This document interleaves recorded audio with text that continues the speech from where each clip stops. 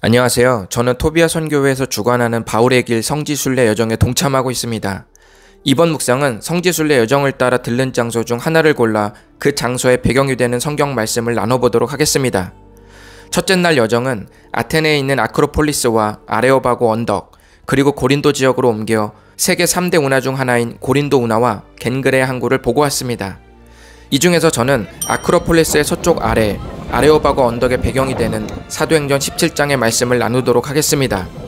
아테네는 성경의 아덴으로 등장합니다. 사도 바울이 2차 선교여행 때 아시아를 염두에 두고 선교 여정에 오르지만 성령의 인도하심으로 드로아 항구에 이르게 되고 거기서 마게도냐 사람이 우리를 도와달라는 환상을 보면서 유럽 선교의 문을 열게 되었습니다.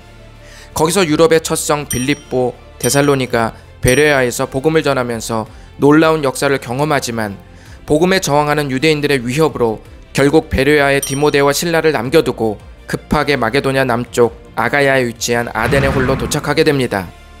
홀로 남겨진 바울은 동료들을 기다리면서 아덴의 거리를 거닐었습니다. 거리와 공공장소에 들끓는 우상들을 보면서 바울은 격분했습니다. 이 단어가 70인역에서 하나님의 진노에 사용된 걸 보면 바울이 얼마나 거룩한 분노로 가득 찼는지 알 수 있습니다. 바울은 그때부터 회당에 들어가 유대인들에게 복음을 전하고 아크로폴리스 북쪽에 위치한 아고라 광장에서 철학자들을 만나 복음 메시지로 토론을 벌였습니다.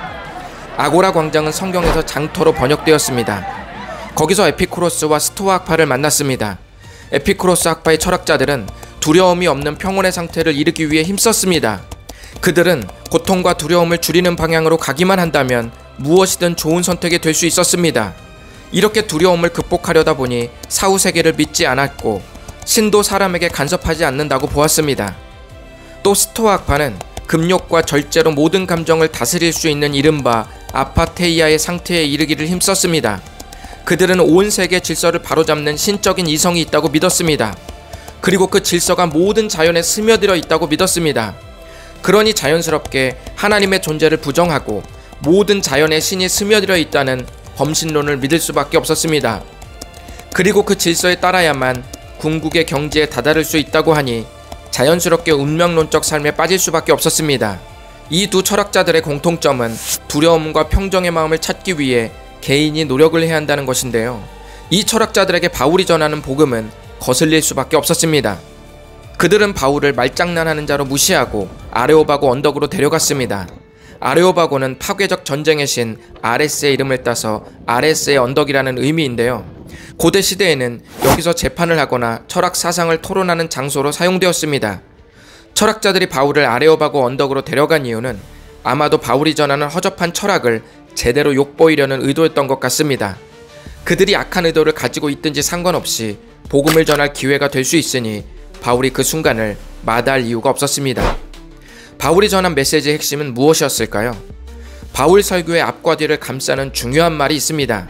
그것은 사람의 손입니다. 바울은 복음을 전할 때 하나님은 온 세상을 다스리는 창조주이므로 엄격하게 말하면 사람의 손으로 지은 건축물에 거할 수 없다고 선언합니다.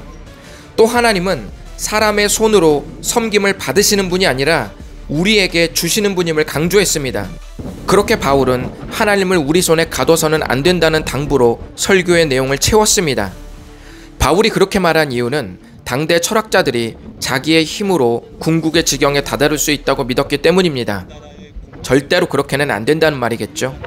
그리고 바울은 이제 승부수를 띄우고 본격적으로 예수 그리스도를 말했습니다.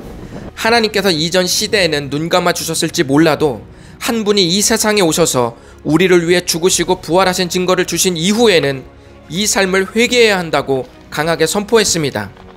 그러자 일부는 예수님의 부활을 듣고 비웃었습니다. 그리고 아주 소수의 사람만 반응했습니다.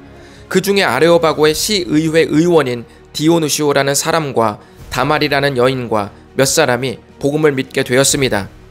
어떤 이들은 복음이 안겨준 초라한 결과물에 아덴에서의 선교를 실패로 보는 이들도 있을지 모르겠습니다. 그러나 하나님은 디오누시오와 다말이라는 이름을 정확히 기록하여 아덴에서 복음의 씨앗이 심겨졌음을 분명히 말씀합니다. 복음이라는 단어에 실패는 존재하지 않습니다. 아덴이라는 도시의 절정은 주전 495년에서 429년에 통치한 페리클레스라는 사람의 통치 기간이었습니다.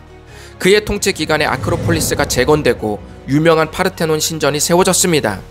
수많은 신전과 우상을 모시는 제단들, 그리고 시대를 선도하는 각종 철학, 문학, 과학 및 수사학과 같은 사상들이 아덴이라는 도시를 더욱 화려하게 만들었습니다.